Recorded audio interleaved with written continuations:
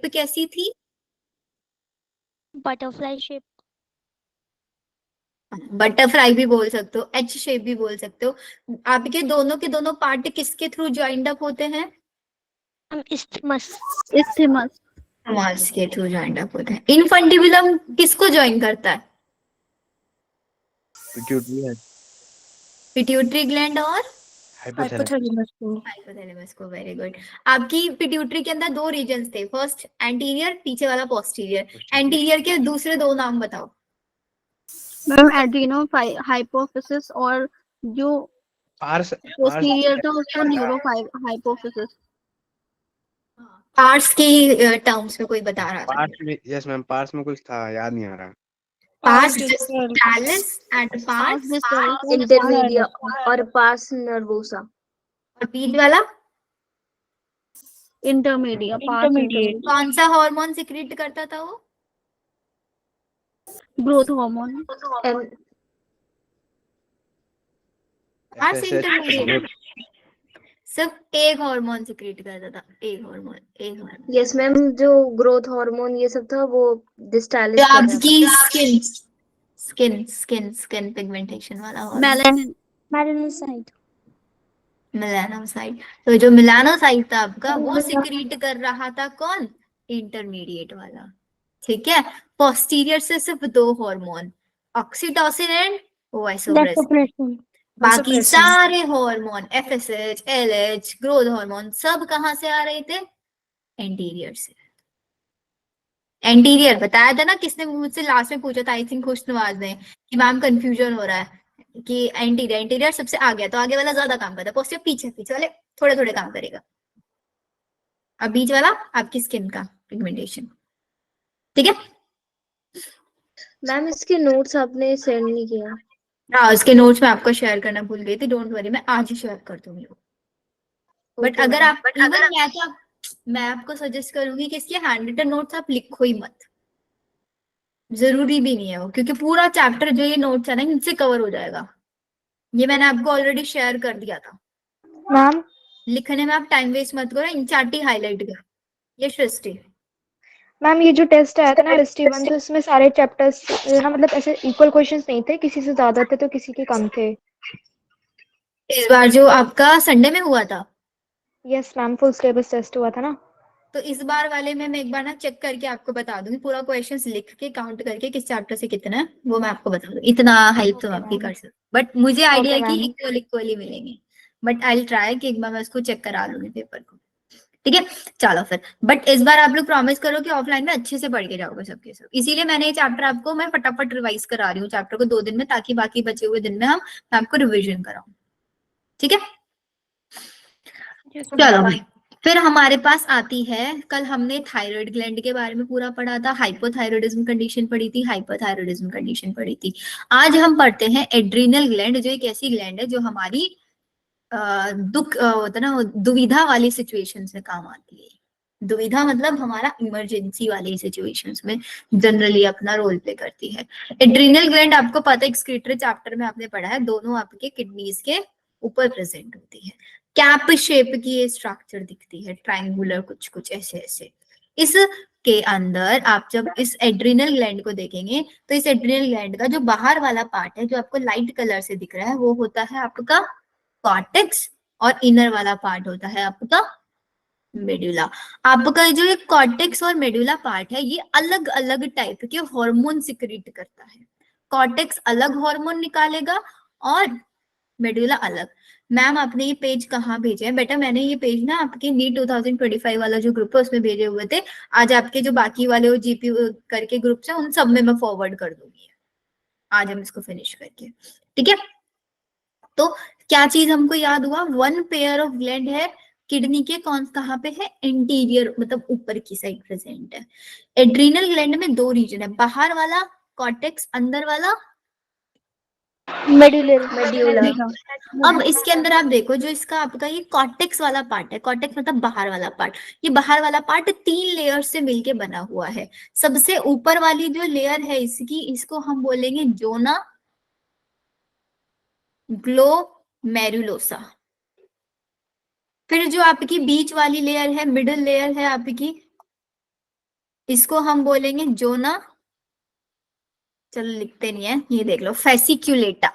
और सबसे इनर वाली है आपकी जोना रेटिक्युलरिस, 3 layer, glomerulosa, फेसिक्यूलेटा and रेटिक्युलरिस।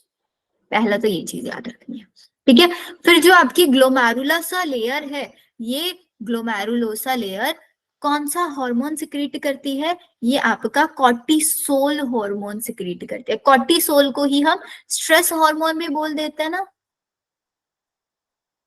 Yes ma'am. क्योंकि ये आपकी जनरली स्ट्रेस वाली सिचुएशंस में काम करता है। कैसे ये स्ट्रेस वाली सिचुएशन में काम करता है, उसके लिए आपको प्रोसेस समझ में आ रहा है। ये क्या करा रहा है? ग्लूकोनियोजेनेसिस करा रहा है, लिपोलाइसिस करा रहा है, प्रोटियोलाइसिस। अब ये जो टर्म लिखे हुए हैं, क्या आप लोगों को इन टर्म के बारे में पता है? No ma'am. थोड़ा आइडिया, मतलब जो टर्म लिखे हुए हैं ना, इन टर्म Yes, से ma'am. याद करने का इसमें- लगेगा। लास्ट वाली 2 टर्म बताती, ये एहसान बताओ। हमें इसमें टर्म्स में तो मतलब इसमें दिख रहा है ग्लूकोलाइजेनेसिस है, तो ग्लूकोज दिख रहा है, लिपिड और प्रोटीन्स का कुछ फॉर्मेशन टाइप का। Ma'am, lysis मतलब breakdown. Exactly, yes ma'am. फिर वेरी गुड है ना। तो बेटा आपको ना, देखो मैं आपको सिंपल ना कुछ लिखवाती हूँ, उससे आपको ये समझ में आ जाएगा कि इसका मतलब क्या होता है क्या नहीं होता है। जब ये जो मैं डेटा लिखवाती हूँ ना आपको, इसको इंचार्टिका साइड साइड में ही लिख लिया करो। पहला है आपका ग्लाइकोजेनेसिस, ठीक है। एक होता है आपका ग्लाइकोजीनोलाइसिस। देखो डिफरेंस समझना क्या है। जीनोलाइसिस। एक है आपका ग्लाइको, जो वहां पे लिखा हुआ है ग्लाइकोनियोजेनेसिस। और फोर्थ है आपका ग्लूकोनियोजेनेसिस। आया समझ में? अब ग्लाइको का मतलब है ग्लाइकोजन, और जेनेसिस का मतलब होता है Formation. फॉर्मेशन। तो यहाँ पे इसका मतलब ग्लाइकोजन को हम बनवा रहे हैं। और ग्लाइकोजन किससे बनता है? Glycogen is the stored form है हमारी बॉडी में ग्लूकोज की। तो ग्लाइकोजेनेसिस में क्या हो रहा है? ग्लूकोज को हम किस में कन्वर्ट करा रहे हैं? ग्लाइकोजन में कन्वर्ट करा रहा है। और इस काम को कौन करता है आपकी बॉडी में? इंसुलिन करता है, ठीक है।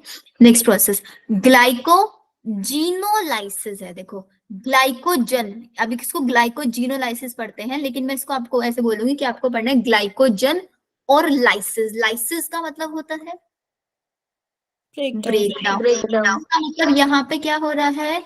ग्लाइकोजन ब्रेक हो रहा है किसमें? ग्लूकोज में। इसको कौन काम कराता है? ग्लूकागन हार्मोन इसको काम कराता है। ये समझ में आया? टर्म से पता लगाना है कि क्या टर्म क्या बता रहे हैं। Second gluconeogenesis. ग्लाइको मतलब ग्लाइकोजन है ना। और नियो का मतलब बनवा रहे हैं, नया बनवा रहे हैं। और जेनेसिस फॉर्मेशन। तो हम क्या कर रहे हैं यहाँ पे? ग्लाइकोजन का फॉर्मेशन, यहाँ पे लाइसिस करा रहे थे ग्लाइकोजन का। तो यहाँ पे हम ग्लाइकोजन बनवाएंगे। किससे बनवाएंगे? जब हम इसको किसी नए सब्सटेंस से बनवाएंगे। अब आप बोलोगे मैम यहाँ पे भी ग्लाइकोजन बनवा रहे हैं, यहाँ पे भी, तो दोनों में डिफरेंस क्या है? डिफरेंस समझ में आया? ये सिर्फ ग्लाइकोजेनेसिस है, मतलब ग्लूकोज से डायरेक्ट ग्लाइकोजन बनेगा। ये नियोजेनेसिस है, किसी नए कंपाउंड से ग्लाइकोजन बनेगा। किससे? लैक्टिक एसिड से ग्लाइकोजन बनेगा। आया समझ में? और यहाँ पे भी सेम होगा ना, ग्लूकोज बनवाएंगे किसी नए कंपाउंड से। बोलो। तो यहाँ पे किससे बनवाएंगे? आपकी उसमें जितने भी अमाइनो एसिड हैं, प्रोटीन्स हैं, लिपिड्स हैं, उन सबको हम ब्रेक कर करके क्या बनवाएंगे? ग्लूकोज बनवाएंगे। ये चारों प्रोसेस मेरे को बताओ, याद रहेंगे ना? Yes ma'am.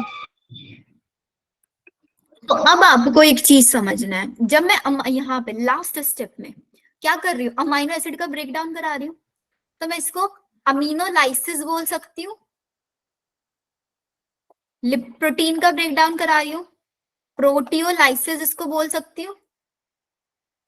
लिपिड का ब्रेक डाउन करा रही हूँ, लिपोलाइसिस बोल सकती हूँ या नहीं? Yes ma'am. तो यही तो यहाँ पे लिखी हुई है, अब पढ़ लो क्या लिखा हुआ है। ग्लाइको मतलब ग्लूकोज बनवाएंगे न्यू किसी नए कंपाउंड से, और लिपोलाइसिस लिपिड का ब्रेक डाउन कराएंगे, प्रोटियोलाइसिस प्रोटीन का ब्रेक डाउन कराएंगे। तो मतलब फाइनली तीनों प्रोसेस में बनवा क्या रहे हैं हम, ग्लूकोज बनवा रहे हैं, बनवा रहे हैं ना ग्लूकोज। तो इसीलिए जो कॉर्टिसोल है ये क्या है, एक ग्लूकोकोर्टिकॉइड है, ऐसा हार्मोन है जो ग्लूकोज बनवाएगा। अब आप बोलोगे मैम ग्लूकोज क्यों बनवा रहे हैं हम, क्योंकि हमारी बॉडी में स्ट्रेस की सिचुएशन है। स्ट्रेस हमने क्या किया, या तो बहुत हाई फास्टिंग किया हुआ है, बहुत फास्ट किया हुआ है, या हम लोगों ने जो खाया वो सफिशिएंट नहीं है हमारी बॉडी के लिए, लेकिन अचानक से हमारे सामने एक स्ट्रेस की सिचुएशन आ गई जिसमें मेरे को बहुत ज्यादा एनर्जी चाहिए। एनर्जी कैसे मिलेगी, फूड के ब्रेकडाउन से मिलेगी, ग्लूकोज के ब्रेकडाउन से। Yes yes ma'am. आपने आपने तो ग्लूकोज का इनटेक ही नहीं लिया है, तो ग्लूकोज कहाँ से आएगा। याद है रेस्पिरेटरी सबस्ट्रेट, एनर्जी सिर्फ ग्लूकोज से नहीं, लिपिड से प्रोटीन से भी मिलती है। तो आपकी बॉडी के अंदर सबसे पहले कौन ब्रेक होता है, ग्लूकोज। सेकंड नंबर पे लिपिड्स। प्रोटीन या फैट में से बताओ। प्रोटीन। प्रोटीन। थर्ड नंबर पे फैट। फैट। सेकंड नंबर पे फैट होता है, थर्ड नंबर पे प्रोटीन होता है। I am saying right.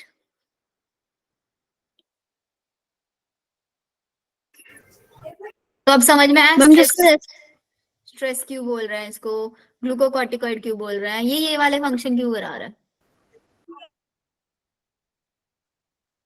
ठीक है अनम, कोई डाउट है बेटा। मैम आपने अभी रेस्पिरेटरी क्वेश्चन पूछा था, मैंने क्या पूछा था, मैम किससे रेस्पिरेटरी क्वेश्चन ज्यादा मिलता है वो। नहीं मैंने वो नहीं पूछा था। मैंने हाँ रेस्पिरेटरी क्वेश्चन समझ सकते हो, मैंने पूछा था कि आपकी बॉडी में सबसे पहले ब्रेकडाउन किसका होता है। तो सबसे पहले आपकी बॉडी में ग्लूकोज टूटता है, फिर आपका फैट, और फिर आपका प्रोटीन। प्रोटीन। ठीक है, अगर आपने ग्लूकोज नहीं लिया बॉडी में तो आपकी बॉडी का सारा फैट, और फिर एंड में सबसे प्रोटीन टूटना शुरू हो जाएगा स्ट्रेस कंडीशन में। नेक्स्ट पॉइंट देखो क्या करता है ये कॉर्टिसोल। कॉर्टिसोल इनहिबिट कर देगा सेलुलर अपटेक को, मतलब सेल आपके ज्यादा से ज्यादा फूड को खुद यूज ना कर पाए उस चीज को ये इनहिबिट करेगा, और बोलेगा सेल को कि आप ज्यादा से ज्यादा अमाइनो एसिड का यूटिलाइजेशन करो, अमाइनो एसिड को यूज करो। अमाइनो एसिड किसका पार्ट है, प्रोटीन का, प्रोटीन का पार्ट है ना ये, तो उसको बोलेगा यूटिलाइज करो। और आपकी जितनी भी कार्डियोवेस्कुलर सिस्टम है, किडनी फंक्शन है, उन सबको मेंटेन करके रखेगा। कैसे मेंटेन करेगा, आपके सामने शेर आगे खड़ा हो गया, आपका ब्रीथिंग रेट बढ़ जाएगा, हार्ट बीट बढ़ जाएगी, पसीने आने शुरू हो जाएंगे। तो वो सब क्या है, कार्डियोवेस्कुलर सिस्टम ही तो है आपका। Yes ma'am. ठीक है, इसके Yes, साथ साथ ये आपका क्या करता है, एंटी इंफ्लामेटरी रिएक्शंस भी कराता है, आपके इम्यून सिस्टम को सप्रेस कर देता है। इम्यून सिस्टम को सप्रेस कर रहा है, तो इसका मतलब कॉर्टिसोल को हम कब यूज कर सकते हैं, जब आपकी बॉडी में कोई पेन है एक्सेसिव, आपकी कोई सर्जरी वगैरह हुई है, उसमें हम यूज कर सकते हैं। आपने कोई टिश्यू ग्राफ्टिंग कराया है, तो टिश्यू को ग्राफ्ट रहा है तो आपकी बॉडी उसको रिजेक्ट ना कर दे, तो आप इम्यून सिस्टम को कुछ टाइम के लिए सप्रेस करके रखोगे, वो करेगा। इसके साथ आपके जीएफआर को भी स्टिमुलेट कर सकता है, हाई लो करा सकता है, आपके आरबीसी प्रोडक्शन को बढ़ाएगा, मतलब एरिथ्रोपोइसिस भी कर सकता है। अब इन सारे चीजों को रिलेट करो स्ट्रेस वाली चीज से, ठीक है, क्योंकि अब आप बोलोगे हम पढ़ तो लिया, याद कैसे रहेगा, याद हो जाएगा। सामने शेर आके खड़ा हुआ, हार्ट बीट बढ़ी, आपका ब्रीथिंग रेट बढ़ा, ब्रीथिंग रेट बढ़ा, ज्यादा ऑक्सीजन गई, उस ऑक्सीजन को लेके जाने के लिए ज्यादा आरबीसी चाहिए, नहीं चाहिए, हीमोग्लोबिन चाहिए, तो हमको आरबीसी भी Yes, ma'am. हमको बनवाने पड़ेंगे ज्यादा से ज्यादा। ठीक है, हमको चाहिए कि मेरी बॉडी का जो वेस्ट है ना, ग्लोमेरुलर फिल्ट्रेशन रेट वो स्टिमुलेट हो जाए, वो भी बढ़ जाए, फटाफट जो नाइट्रोजनस वेस्ट है बॉडी से वो निकलता रहे। अगर स्ट्रेस की कंडीशन में मेरे सामने शेर आ गया, मैं कहीं भाग रहा हूँ, तो भागते भागते मेरे को चोट लग गई है, तो चोट भी खुद से फटाफट ठीक होती रहे, ये, और मेरी बॉडी को एनर्जी मिलती रहे, चाहे उसको अमाइनो एसिड ब्रेक करना हो, चाहे उसको प्रोटीन ब्रेक करना हो, चाहे उसको कुछ भी ब्रेक करना हो, फटाफट फटाफट ग्लूकोज बनता रहना चाहिए बॉडी में, तभी एनर्जी मिलेगी। हो गए सारे फंक्शंस रिलेट? मैम उस टाइम पे हमारा एड्रिनल ग्लैंड सिक्रीशंस देता है। हाँ, जब आपके सामने कोई ऐसी कंडीशन आ जाती है तब आपका कॉर्टिसोल वर्क कर रहा है। इसके अलावा भी आपके जो एड्रिनलिन, नॉर एड्रिनलिन है, इनका भी कुछ कुछ ऐसे ही फंक्शन होता है। मैम इम्यून सिस्टम क्यों सप्रेस हो जाता है?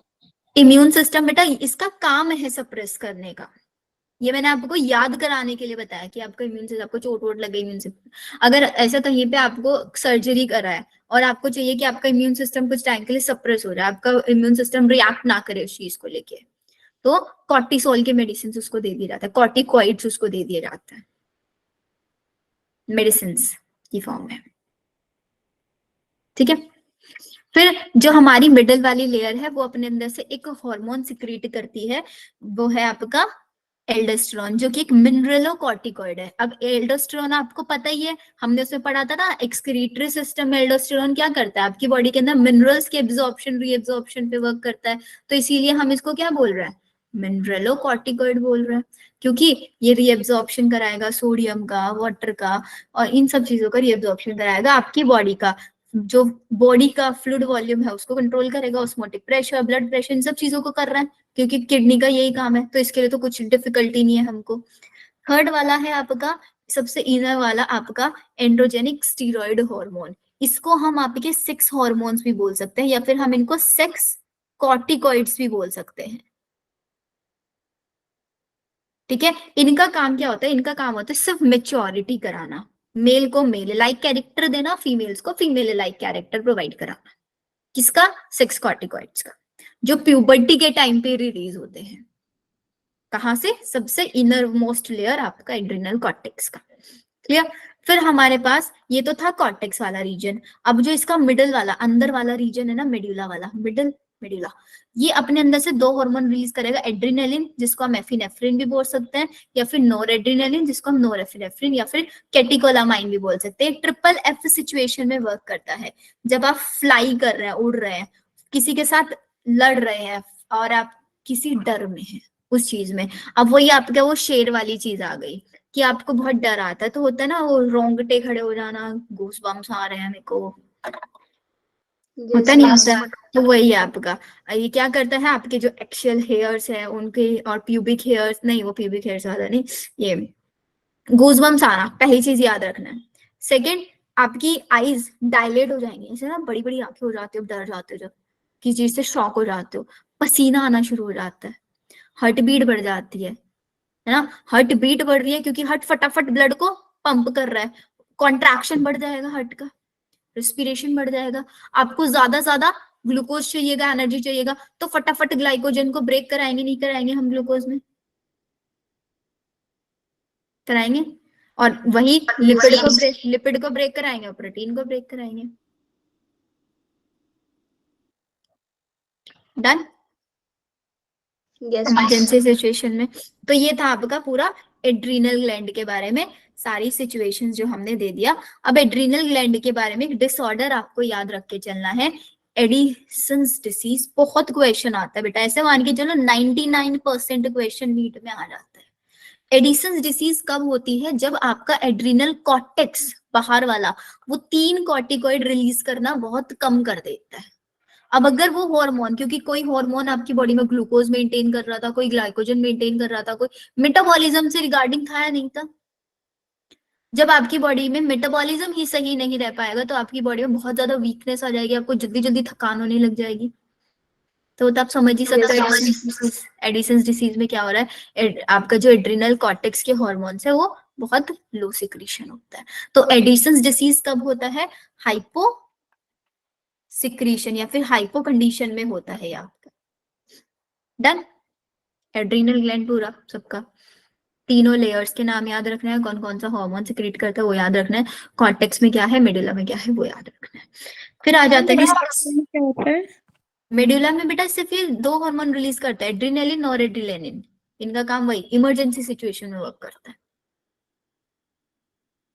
Addison disease. अच्छा एडिसन पूछा क्या आपने? एडिसन डिसीज वो होती है बेटा जब आपके एड्रिनल कॉर्टेक्स वाले हार्मोन बहुत कम सिक्रीट हो रहे होता है। एड्रिनल कॉर्टेक्स से हार्मोन्स का अंडर सिक्रीशन हो, अंडर प्रोडक्शन, उसको एडिसन्स डिसीज हम बोलते हैं, जिसकी वजह से बहुत वीकनेस बॉडी के अंदर आ जाएगी, क्योंकि एड्रिनल कॉर्टेक्स वाले हार्मोन ही आपकी बॉडी का मेटाबॉलिज्म मेंटेन कर रहे थे, और मेटाबॉलिज्म आपका मेंटेन नहीं रह पाएगा। क्लियर ना? Yes ma'am. चलो फिर नेक्स्ट वी हैव आपका पेनक्रियाज। पेनक्रियाज आपको पता ही है, डाइजेस्टिव सिस्टम में आप लोगों ने पढ़ा है ना, कि पेनक्रियाज एक मिक्स्ड ग्लैंड होती है। मिक्स मतलब ये एक्सोक्राइन एंडोक्राइन दोनों होती है। इसके कुछ हॉर्मोन्स तो डायरेक्ट ब्लड के अंदर जाते हैं और कुछ डक्ट के थ्रू जाते हैं, ये याद रखना है। आपका मिक्स्ड ग्लैंड को ही आप कंपोजिट ग्लैंड भी बोल सकते हो। इसका जो एंडोक्राइन पार्ट है उसके अंदर बहुत सारी सेल्स प्रेजेंट होती है, उन सेल्स का नाम है आइसलेट्स ऑफ लैंगरहैंस। एक्सोक्राइन जो पार्ट है आपका, पेनक्रियाटिक जूस में कार्बोक्सीपेप्टाइडेज वगैरह वाले एंजाइम्स होते हैं, वो प्रोड्यूस Yes, करते हैं, yes. पेनक्रियाटिक डक्ट के थ्रू जाते हैं। वो पढ़ा था ना, अगर आप लोगों को याद हो थोड़ा बहुत। तो आपको सिर्फ एंडोक्राइन यहाँ पे पढ़ना है। एंडोक्राइन में 1 से 2 मिलियंस आपके आइसलेट्स ऑफ सेल्स का नाम याद रखना है, आइसलेट्स ऑफ लैंगरहैंस। इसके अंदर आपके 1 से 2% पेनक्रियाटिक टिश्यू है, ये पूरे के पूरे एंडोक्राइन पार्ट का। इसके अंदर आपकी मेजर 2 टाइप की सेल्स होती हैं, अल्फा सेल्स और बीटा सेल। यहाँ पे भी बच्चों 100% क्वेश्चन आपको मिलता है, 100%। अल्फा सेल्स जो है आपकी वो हार्मोन सिक्रीट करती है, कौन सा? ग्लूकागन, उसका फंक्शन बता दिया। बीटा सेल्स आपका कौन सा हार्मोन प्रोड्यूस करती हैं? इंसुलिन। कैसे हार्मोन है? पेप्टाइड हार्मोन है, प्रोटीन की चेन से मिलके ये बने हैं। Alpha cells, beta cell, function सबको क्लियर है। ग्लूकागन क्या कर रहा है? ग्लूकागन आपका क्या कर रहा है? ग्लूकागन ग्लाइकोजन को ग्लूकोज में ब्रेक कर रहा है, कर रहा है नहीं कर रहा है? अच्छा चलो, अभी याद नहीं हुआ होगा ना, यहाँ से बताते हैं। ये रहा ग्लूकागन, ग्लाइकोजन को ग्लूकोज में ब्रेक कर रहा है, तो ब्लड ग्लूकोज लेवल बढ़ा रहा है, तो मैं इसको ग्लूकोज लेवल बढ़ाना है, हाइपर हार्मोन बोल सकती हूँ, यस मैम। Hyper glucogenic. और ऊपर वाला इंसुलिन ग्लूकोज को कन्वर्ट कर रहा है, ग्लाइकोजन मतलब ये कम कर रहा है ब्लड में ग्लूकोज को, तो ये हाइपो वाला बन गया है नहीं? यस तो मैम। एक ग्लूकागन हो गया हाइपर ग्लाइसेमिक हार्मोन और एक हाइपो ग्लाइसेमिक हार्मोन। जैसे मैंने आपको कल की क्लास में हाइपोकैल्सिमिक और हाइपर कैल्सिमिक बताया था, जो ब्लड के अंदर कैल्शियम लेवल को बढ़ा रहा है, डिक्रीज कर रहा था कौन? टीसीटी। बढ़ा कौन रहा था? पीटीएच, पैराथ हार्मोन, है ना याद? थोड़ा थोड़ा तो होगा, वही है। देखो हाइपर ग्लाइसेमिक कौन है? ग्लूकागन है। फंक्शन क्या कर रहा है अब आप बता ही सकते हो ये टर्म्स तो। ग्लाइकोजन का लाइसिस करा रहा है, ग्लूकोज नियोजेनेसिस, नए कंपाउंड से ग्लूकोज बनवा रहा है, ग्लाइकोजन को ब्रेक कर रहा है, ग्लाइकोजन को ब्रेक कर रहा है। क्लियर? इसके डिसऑर्डर याद रखना है, डायबिटीज मेलाइटस जो नॉर्मली देखा जाता है किसकी वजह से होता है? Deficiency of insulin. Insulin hormone. Insulin अगर आपकी बॉडी में कम हो जाएगा तो आपको बॉडी में ग्लूकोज जो है ग्लाइकोजन में नहीं कन्वर्ट हो पाएगा। अगर वो ग्लाइकोजन में नहीं कन्वर्ट हुआ तो आपकी ब्लड में ग्लूकोज बहुत बढ़ जाएगी, जिसकी वजह से डायबिटीज हो जाएगी। हमेशा इंसुलिन के इंजेक्शन ही दिया जाता है, उसको कभी भी मेडिसिन की फॉर्म में नहीं लिया जाता ना। क्यों? Why? Yes ma'am. Why? Reason बताओ। शुगर को कंट्रोल करने में हेल्प करता है। Insulin as a medicine use किया जाता है, उसके हमेशा इंजेक्शन दिए जाते हैं, कभी भी उसको ओरली नहीं लिया जाता, मतलब पानी के साथ एज अ दवाई से मेडिसिन नहीं लेते। क्यों?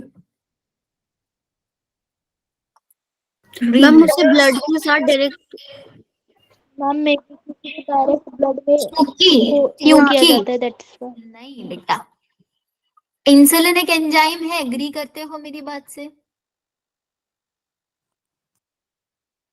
अब आप बोलोगे मैम एंजाइम यस नहीं मैम। हार्मोन है।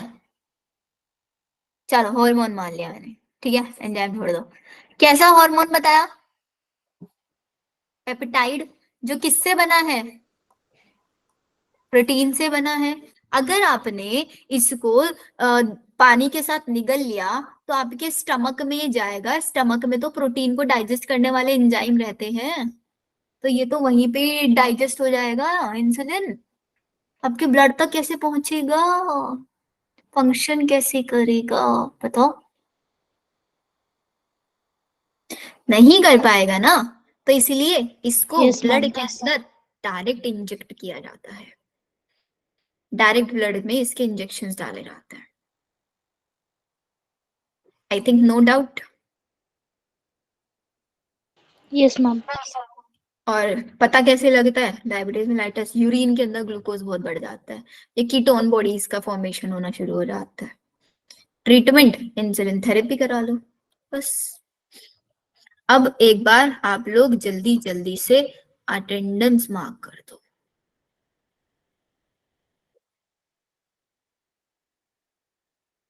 Then I will start with next and the last part of our chapter.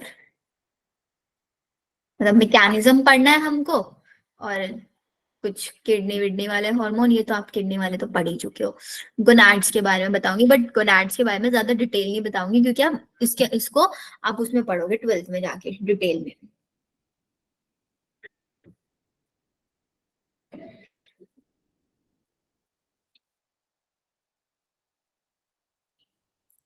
जिसका अटेंडेंस मार्क होता रहे raise your hand, so that मुझे पता चल जाए कितने बच्चों ने अटेंडेंस मार्क कर दिया।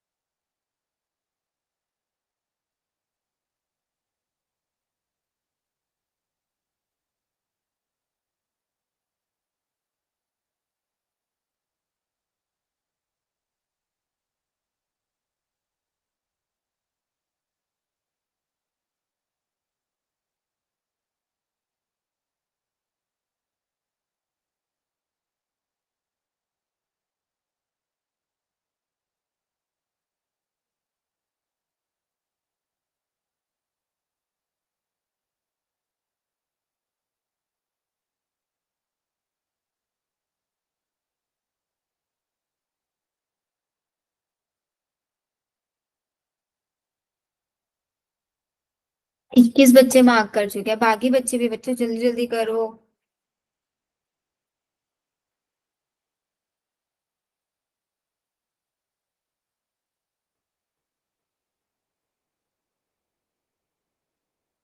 मैम जो फैमिलीज है एनाटॉमी में वो तो कट हो गई हैं, तो वो आएंगे एग्जाम में?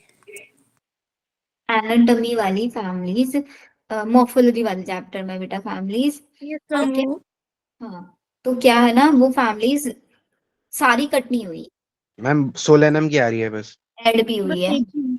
तो आपका जितना अभी है ना पुरानी फैमिली जो सिलेबस में से, वो आएगी, नई वाली नहीं आएगी, क्योंकि नई तो अभी आपने पढ़ी भी नहीं है ना। लिंक भेज दो मैम, बेटा ये लो लिंक। ठीक है, चलो अब मार्क करते रहना, ज्यादा टाइम नहीं लेंगे इसमें। अब नेक्स्ट आता है गोनाड्स के बारे में। गोनाड्स को हम बोलते हैं प्राइमरी सेक्स ऑर्गन। अब सेक्स ऑर्गन दो टाइप के होते हैं, एक होता है प्राइमरी सेक्स ऑर्गन, एक होता है secondary sex organ. Primary sex organ का काम होता है सिर्फ और सिर्फ गैमीट्स को प्रोड्यूस करना और हॉर्मोन्स को प्रोडक्शन करना।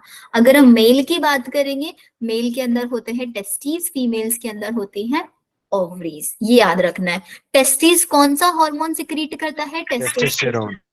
फीमेल दो टाइप के हार्मोन रिलीज करता है, एस्ट्रोजन एंड प्रोजेस्टेरॉन। याद, ठीक है। मेल के अंदर जो टेस्टिस है वो कहाँ पे प्रेजेंट होती है? स्क्रोटम के अंदर प्रेजेंट होती है। Scrotum is a pouch like structure जो एब्डोमिनल कैविटी के आउटसाइड में प्रेजेंट होता है। आउटसाइड में क्यों प्रेजेंट होता है? लो टेम्परेचर बिकॉज उसको चाहिए होता है बॉडी की कंपैरिजन में, इसलिए स्क्रोटम आउटसाइड द बॉडी होता है। इसको पूरा डिटेल आप ह्यूमन रिप्रोडक्शन चैप्टर में पढ़ाऊंगी मैं आपको। इसके अंदर इस स्ट्रक्चर को के लिए कौन रिस्पॉन्सिबल है? दो सेल्स प्रेजेंट होती हैं इसके अंदर, लेडिज सेल और इंटरस्टिशियल सेल। ये याद रखना है। ओवरीज के अंदर कौन सी सेल्स होती हैं? ओवेरियन फॉलिकल होता है और कॉर्पस ल्यूटियम होता है। आप ट्रस्ट में, ह्यूमन रिप्रोडक्शन में आपको सब याद हो जाएंगे। अभी आपको अजीबो गरीब नाम लग रहे होंगे ये। मेल हार्मोन का काम क्या है? मेल एसेसरी सेक्स ऑर्गन्स का डेवलपमेंट ये कराते हैं, गैमीट फॉर्मेशन कराते हैं, मतलब स्पर्मेटोजेनेसिस, स्पर्म का फॉर्मेशन, ठीक है। मेल सेक्सुअल बिहेवियर ये प्रोड्यूस कराते हैं, मेल्स की muscular body, facial growth, auxiliary hairs, उनकी लो पिच, ये सारी चीजें आपका यही हार्मोन करते हैं। फीमेल्स में दो हार्मोन होता है। एस्ट्रोजन क्या करता है? फीमेल कैरेक्टर डेवलप कराने में हेल्प करता है, या फिर जो ओवरी के अंदर फॉलिकल्स होते हैं उनकी ग्रोथ कराता है। फीमेल्स का सेक्सुअल बिहेवियर एस्ट्रोजन कंट्रोल करता है। मेमोरी ग्लैंड की डेवलपमेंट, हाई पिच, ये सब एस्ट्रोजन देखता है। प्रोजेस्टेरॉन का काम होता है प्रेगनेंसी के टाइम पे सपोर्ट करता है, एज वेल एज मिल्क को स्टोर रखवाने में जो एल्वेओलाई प्रेजेंट होता है मेमोरी ग्लैंड के अंदर, उनको भी स्टिमुलेट करता है कि वो मिल्क को स्टोर करे और मिल्क को टाइम आने पे सिक्रीट करे। ये सारे फंक्शंस है आपके एस्ट्रोजन, प्रोजेस्टेरॉन और टेस्टिस के। क्लियर? फिर आता है आपके पास कुछ हार्मोन जो हमारी हार्ट भी प्रोड्यूस करता है, किडनी और आपका गैस्ट्रोइंटेस्टाइनल ट्रैक्ट भी प्रोड्यूस करता है, जिनके बारे में हम पढ़ चुके हैं ऑलरेडी। आप अगर देखेंगे हार्ट में जो एट्रिया है आपके, उसकी वॉल से एक हार्मोन आता है एएनएफ, जिसके बारे में हम एक्सक्रीटरी चैप्टर में पढ़ा है हमने। एट्रियल नेट्रियोटिक फैक्टर, एट्रियल उसमें नाम आ गया था। ये क्या करता था आपका? कौन सी कंडीशन में वर्क करेगा? हाइड्रेशन या डिहाइड्रेशन, किस में वर्क करेगा? आपकी बॉडी हाइड्रेटेड है, डिहाइड्रेटेड, उसमें कब? जब आपकी बॉडी बहुत ज्यादा हाइड्रेटेड है उस टाइम पे वर्क करेगा, ठीक है। ये ब्लड प्रेशर को इंक्रीज कराएगा, मतलब बेसिक फंक्शन होता है जब आपकी बॉडी में ब्लड प्रेशर इंक्रीज हो रहा होता है उसको डिक्रीज कराने का काम इसका होता है। और यहाँ पे यूरिन कैसा प्रोड्यूस होता है जब आपकी बॉडी हाइड्रेटेड है बहुत ज्यादा? Diluted urine. और जब आपकी बॉडी डिहाइड्रेटेड है तब? कंसंट्रेटेड। जब आपकी बॉडी बहुत ज्यादा डिहाइड्रेटेड है तो आपका जो यूरिन है वो कैसा आना चाहिए? कॉन्सेंट्रेटेड। तो हमको क्या करना है? डाइल्यूट यूरिन को बनने से रोकना है ना डिहाइड्रेशन की कंडीशन में, डाइल्यूट यूरिन को बनने से रोकना है, तो उसको हम बोलते हैं एंटी डायूरेटिक हार्मोन, एडीएच। जब आपका यूरिन बहुत ज्यादा डाइल्यूट होता है ना, उस कंडीशन को बोलते हैं डाइयूरेसिस। तो हमको डाइल्यूट यूरिन को रोकना है, मतलब डायूरेसिस को रोकना है, तो इसलिए हार्मोन का नाम एंटी डायूरेटिक। तो याद रखना जब आपकी बॉडी डिहाइड्रेटेड है तब एडीएच वर्क करेगा, या फिर आपकी जेजी सेल से वो रेनिन होता है ना, रास मैकेनिज्म, वो काम करता है। और हाइड्रेटेड में आपका एएनएफ। ये आपका जेजी सेल्स आ गया। जेजी सेल्स एक हार्मोन सिक्रीट करते हैं एरिथ्रोपोइटिन, जो कि आपकी बॉडी में एरिथ्रोपोइसिस को कंट्रोल करता है। आपका जो गैस्ट्रोइंटेस्टाइनल ट्रैक्ट है, आपका जो जीआई है, उसके अंदर एंडोक्राइन सेल्स होते हैं जो एक हार्मोन सिक्रीट करता है गैस्ट्रिन। वो क्या काम करता है? आपके स्टमक के अंदर गैस्ट्रिक ग्लैंड पे वर्क करता है और उससे ज्यादा से ज्यादा एचसीएल प्रोड्यूस कराता है और पेप्सिनोजन प्रोड्यूस कराता है। ऐसे ही आपका इसके अलावा जीआईपी, कोलिसिस्टोकाइनिन, सिक्रेटिन, ये सब हार्मोन्स आपके सिक्रेट होते हैं। जीआईपी का मतलब होता है गैस्ट्रिक इनहिबिटरी पेप्टाइड, मतलब ये क्या करेगा? गैस्ट्रिक जूस के अंदर के उसके सिक्रीशंस को इनहिबिट करेगा, गैस्ट्रिक जूस ज्यादा ना सिक्रीट हो पाए। GIP। ऐसी कोलिसिस्टोकाइनिन है, ये कोलिसिस्टोकाइनिन स्टिमुलेट कराता है किसको, आपके पेनक्रियाज को, बोलेगा कि आप ज्यादा से ज्यादा पेनक्रियाटिक जूस रिलीज करो और उस जूस के अंदर ज्यादा से ज्यादा एंजाइम्स होने चाहिए। कौन, कोलिसिस्टोकाइनिन। फिर सिक्रीटिन हार्मोन है जो सबसे पहले डिस्कवर किया गया हार्मोन है, सबसे पहले डिस्कवर किया गया। ये हार्मोन आपके पेनक्रियाज पे ही काम करता है और वहां से बोलता है कि पेनक्रियाज में जो पेनक्रियाटिक जूस है उसके अंदर से ज्यादा वाटर और बाइकार्बोनेट आयन होना चाहिए। फिर आपका कुछ ग्रोथ फैक्टर भी प्रोड्यूस होता है नॉन एंडोक्राइन टिश्यूज से, जो आपकी नॉर्मल ग्रोथ, रिपेयर, रीजनरेशन के लिए हेल्प करता है। नॉन एंडोक्राइन टिश्यू से कभी क्वेश्चन नहीं आया, क्वेश्चन इज कोलिसिस्टोकाइनिन, सिक्रीटिन, इनसे बहुत क्वेश्चन आ जाता है लास्ट ईयर्स में। बताओ यहां तक समझ आया? अब आ जाते हैं हम फटाफट से मैकेनिज्म पे। अब सबसे बड़ा डिफिकल्टी हमारे लिए ये है कि भाई हमारे जो हार्मोन है ना, हमने देखा हार्मोन का क्या काम है बच्चों, क्या काम है हार्मोन का, क्या मैम करना केमिकल है? कोऑर्डिनेशन कराना। ये एक ऑर्गन है, एक ये ऑर्गन है, ठीक है। इस ऑर्गन से हार्मोन निकला और इस हार्मोन को जाके इस ऑर्गन को सिग्नल देना है। तो ये सिग्नल ऐसे थोड़े ना, इसके बाहर से होता ना कि आपके घर पे आया ना, आपके घर पे कोई मैसेज देने आया, तो मैसेज देने का मतलब ये थोड़े ना आया और दरवाजे की ओर डोरबेल बजा के भाग गया। Yes ma'am. यस मैम या नो मैम? डोरबेल बजा के भाग जाएगा? नहीं भागेगा ना। No ma'am. उसको क्या करना है, उसको घर, वो डोरबेल बजाएगा, दरवाजा खुलने का इंतजार करेगा, फिर अंदर जाएगा, बैठेगा और अच्छे से मैसेज देके आ जाएगा। ये है ना, यस मैम। यही यहाँ पे होगा, एग्जैक्टली यहाँ पे होगा।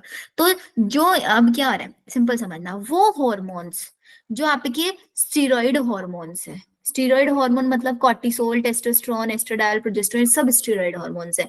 ये हार्मोन्स क्या होंगे, ये हार्मोन्स, इनको अल्लाह परमिशन है कि भाई आप डायरेक्ट कहाँ आ जाओ, ब्लड में।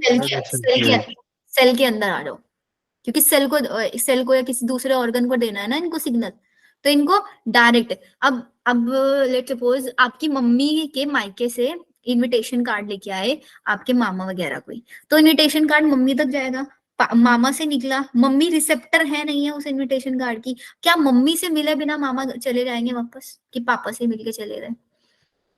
No ma'am. तो वही यहाँ पे हार्मोन आया, तो उस हार्मोन का जो रिसेप्टर है, उसका मेन मिलने वाला इंसान है, उसको वो सिग्नल देगा, फिर वापस आएगा।